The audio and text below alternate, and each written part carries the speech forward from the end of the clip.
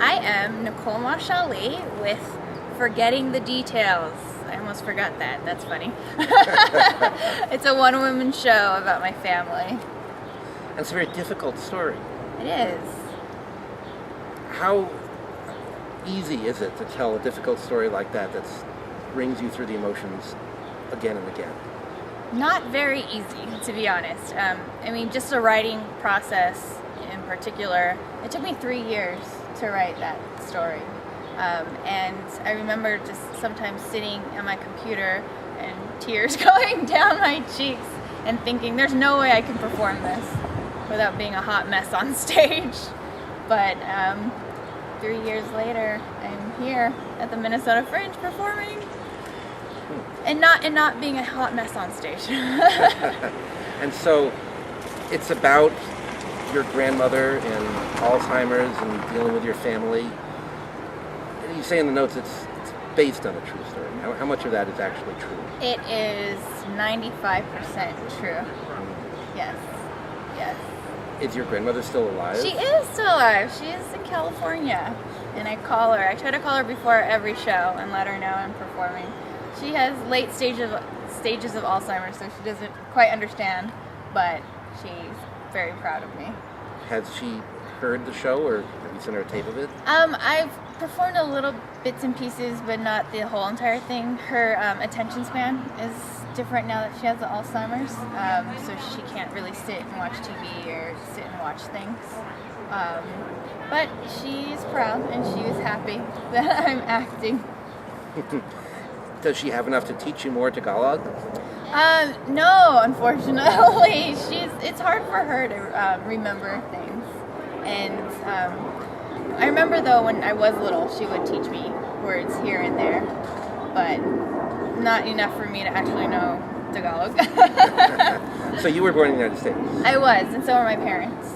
Oh, they were? Okay. Mm-hmm. In San Francisco. Oh, so it was your grandfather who hopped? Yes, it was my grandpa who hopped on the ship to San Francisco. And how did he meet your grandmother?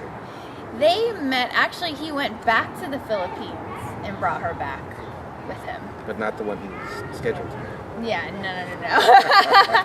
He actually was a chef or a cook on the Navy ship. And so when they would go to the Philippines, he would go and see his family. And then he met my grandma then. Okay. Mm-hmm. Now, is your degree in reporting? Yes, it is in broadcast journalism. How much of a transition is broadcast journalism to acting? I feel like in my solo shows, I kind of incorporate everything I've learned, whether it's news, broadcast journalism, or improv, or stand-up comedy. I used to do stand-up for 5 years. So I think my shows kind of encompass all of that. I've been able to really show that, I think, in my stage presence and how I handle myself on stage and being professional, even off stage, in that way. Okay, so you're a reporter. What question should I ask you? Oh, that's a good one. Geez, stop me now.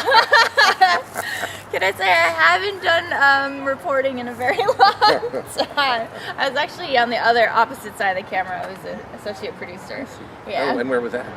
ABC 7, KGO TV in San Francisco. San Francisco. Okay, sure.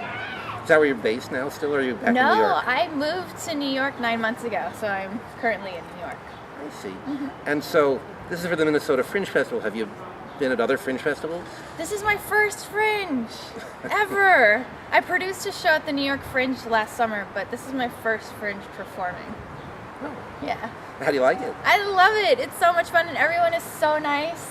And I will flyer to random shows, and people will see my postcard and say, "Oh yeah, it's already in my queue," or "Oh yeah, I saw this. You're really great." So everyone's very nice and very supportive, and the other artists are as well. Who do you think is your target audience? Who do you think should see this show? Everybody. Everybody. I should stop asking.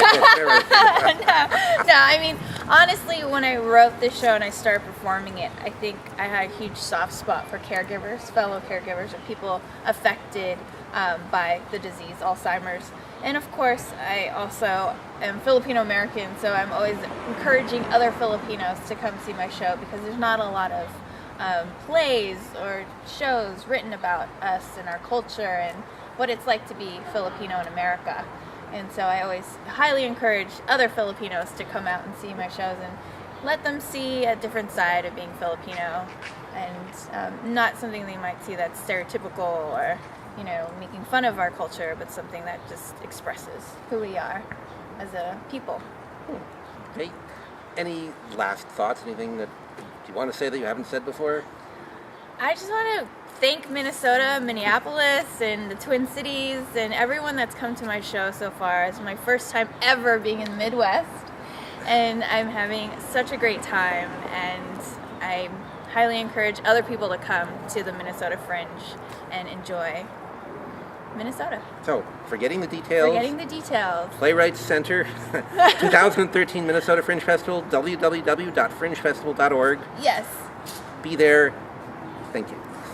Thank you.